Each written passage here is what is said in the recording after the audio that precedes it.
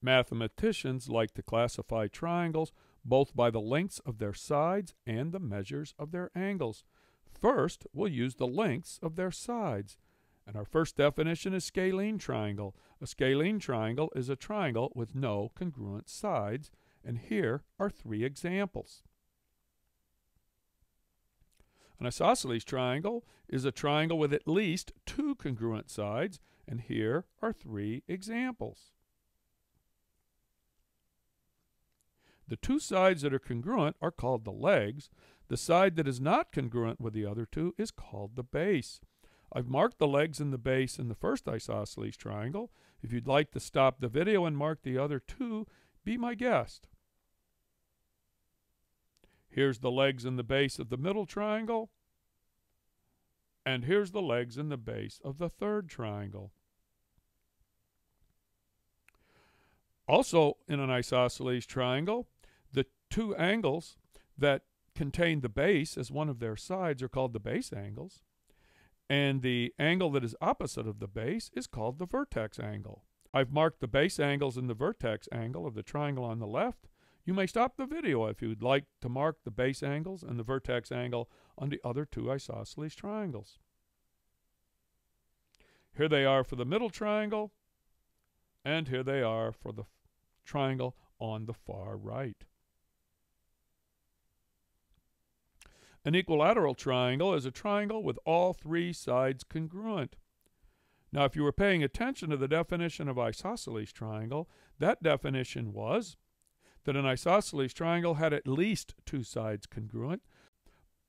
We can say that all equilateral triangles are isosceles triangles, but not all isosceles triangles are equilateral triangles. And in an equilateral triangle, any one of the angles can be considered the vertex angle, and whichever angle is picked, then the opposite side is considered to be the base, and the other two sides are considered to be the legs. So an equilateral triangle is a special case of an isosceles triangle. An equiangular triangle is a triangle with all three angles congruent, and we will prove later that in a triangle, if all three angles are congruent, all three sides are congruent. So all equiangular triangles are equilateral triangles and vice versa. We typically call triangles with all sides the same and all angles the same equilateral triangles. So if you've heard of the term equilateral triangle but not the term equiangular triangle, that's not surprising because we don't use the term equiangular triangle very often. And now we're going to classify our triangles by the measures of their angles. If all three angles are acute angles, we call the triangle an acute triangle, and here are three examples. If one of the angles is a right angle, we call the triangle a right triangle, and we usually mark that right angle because when we're looking at diagrams, we're not allowed to assume that angles are right angles unless we're given that they are. And the symbols that were just placed are the symbols that show that the sketches for these triangles were meant to be right triangles.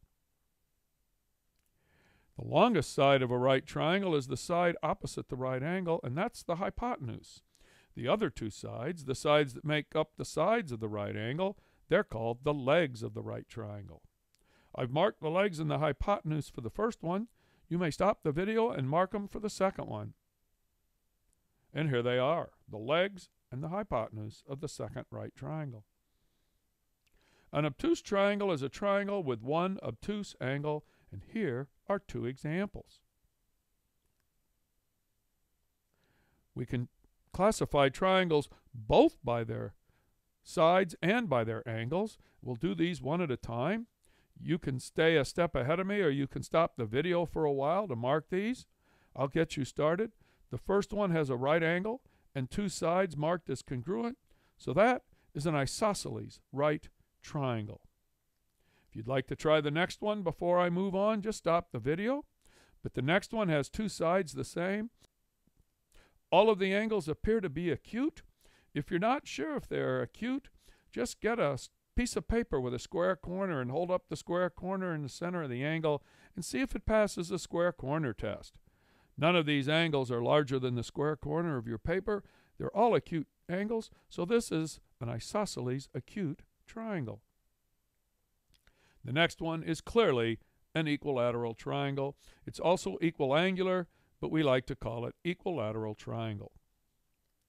The next one is a right triangle with no other markings, so it's a scalene right triangle. The next one has no marking, but one of the angles is clearly larger than a right angle, so this triangle is a scalene obtuse triangle. And we have two more. Here's one that has two sides marked as congruent. One angle is clearly obtuse, so this is an isosceles obtuse triangle. This last triangle is a little hard to tell, but here I'll show you what I call the square corner test. Take a piece of paper that's not rounded off that has square corners. We'll let this rectangle pose for a piece of paper. And then we pick up the paper and move it over onto the angle that we're not sure about. And we can see now that the angle that we're not sure about is not quite as large as a right angle. So all three angles of that triangle are acute angles, and that triangle is a scalene acute triangle. In this lesson, we looked at several definitions that helped us classify triangles. Scalene triangle, a triangle with no congruent sides. Isosceles triangle, a triangle with at least two congruent sides. Equilateral triangle, a triangle with all three sides congruent. Equiangular triangle, a triangle with all three angles congruent. Acute triangle, a triangle with all three angles as acute angles. A right triangle has one angle that is a right angle, and an obtuse triangle has one angle that is an obtuse angle.